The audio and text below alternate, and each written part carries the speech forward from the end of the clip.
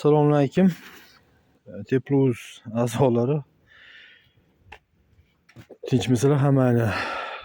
Biz xizmatda bo'ldik. Uyga endi keldik. Bir oycha bo'ldi. Bitta ikkita narsalarni aytib o'tmoqchi edim. Pechkani 20 kilovatligini olgandim. Qancha rasxod bo'ladi, har xil gaplar bo'lyapti. Kim qancha, kimdir hoki yoqib, tagidan ko'mir tashab, nima qilyapti? Ekonom nimasida? Maqsadida. Shu narsani aytib o'tmoqchi edim. YouTube'ni qiluvdim. Haqiqatan tashqaridan issiqlaydim. Umuman shu rasxod kamayarmikin deb 1 yil oldin xullas bir kuniga bir qopdan ko'mir yoqilgan ash ploshitga xullas.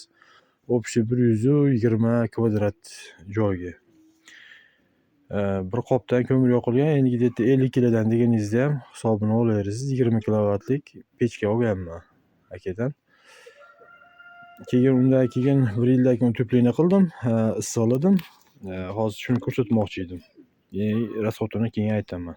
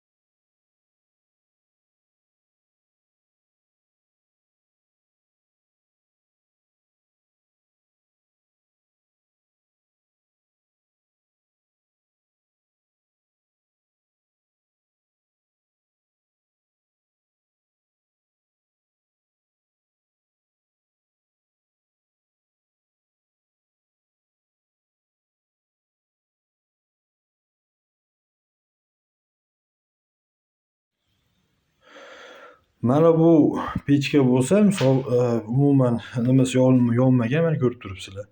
Tashqi pastdagi klapanlar ham hammasi yopiq. Yopilgan holatda mana. Ko'rib olishingiz mumkin. Lekin o'zidan kirgan o'sha qandaydir tirqishidan havo bilan yonyapti o'tda. Misol mana turibdi. Yonib turibdi o't. Shu bir paqir ertaman tashladi 8 da, bir paqir kechki payt tashladi 8 da. 2 kunda bir kulini olib qo'yiladi, bel olma olingan ko'mir. Kaloriyasi yaxshi ekan, lekin rasxod shu darajada kamaydi. Endi bir qop ko'mirdan keyin 2 paqirga tushdi bir sutkaga.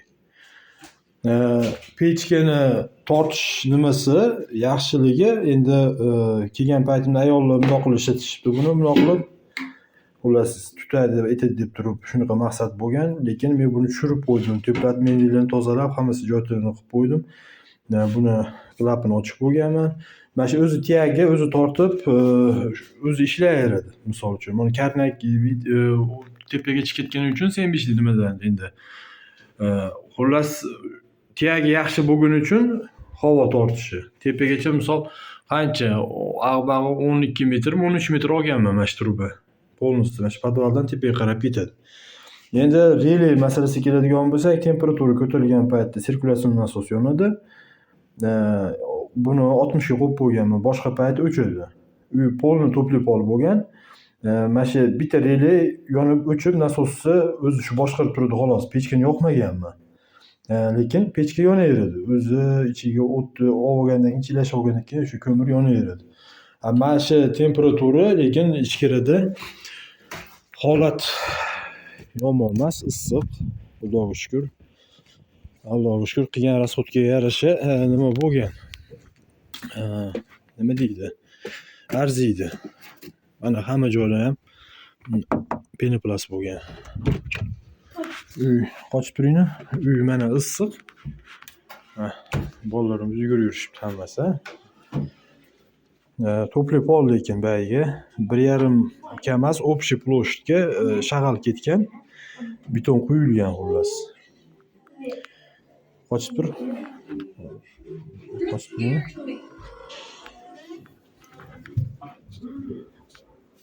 Topli pol, hamma joy issiq lekin. Qilingan rasxodlarga arziydi hammasi.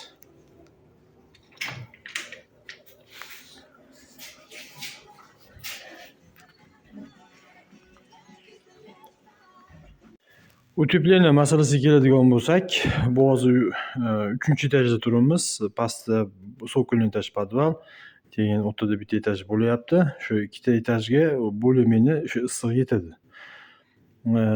Lekin utepleniya masalasiga keladigan bo'lsak, mana уже birinchi podval bilan tepa etaj oralig'iga mana plita qo'yilgan. 3-etajga to'sinni qoqqanman-da, to'sin tagidan srazi gipsokartonda patolog bo'lgan. Patolog bo'lgandan keyin to'sin tepasidan chiqib turib, men shu polnosda gipsokartonni o'ziga shunaqa stiklovata bosganman mana. Chiqib turibdi.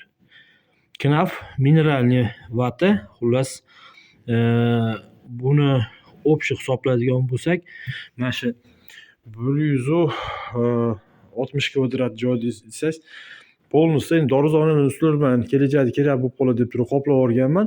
Общий площадьga menga где-то ag'bag'i 60 qop nima ketgan, knaf. Nima? Stiklovata. Ustidan keyin izospan tortib turib, parizolyatsiya nimalarni hammasini vetrozashita qilib turib, yopilgan xullas nima bilan, DSP bilan hamma joy. Yopilgandan keyin уже tom yopildi hisob deylik. Mansardni etajga hali urinmaganman. Bag уже chiqarib qo'yilgan hamma narsa trubalari.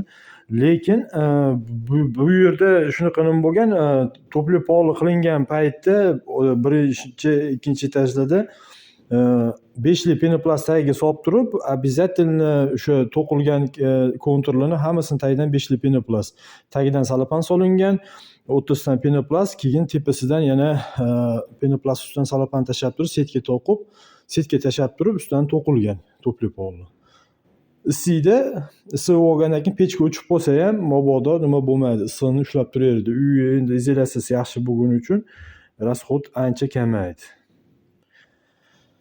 Shuni aytib qo'ymoqchi edim. Avvalambor hammaning omadini bersin. Uy quradigan bo'lsangiz, meni maslahatim shunaqa bo'lardi. Mana bu devor urildi deylik. Shunaqa akva romingiz bormi, eshigingiz bormi, mana shu joyga chiqarib turib, tekis qilib. Shayga shunaqa penoplast ursangiz, misol uchun, men keyin bildimda, u ekonom qumsoq qilib o'tirmaysiz. Penoplast ustidan shu отделкасini qilsangiz, penoplast qattiq narsa, ushlaydi. Plotnosini yaxshi olinsa, ham sizga issiqlanib qoladi fasatingiz, ham shu nimada отделкасы bo'ladi-da. Misol tashqaridan videoni ko'rgandirsizlar. Aytayotgan joydan hamma narsa utepleniya qilinganda keyin o'zgardi. Ancha issiq bo'lib qoldi uy. E'tiboringiz uchun savolinglar bo'lsa bersanglar, rahmat hammanglarga.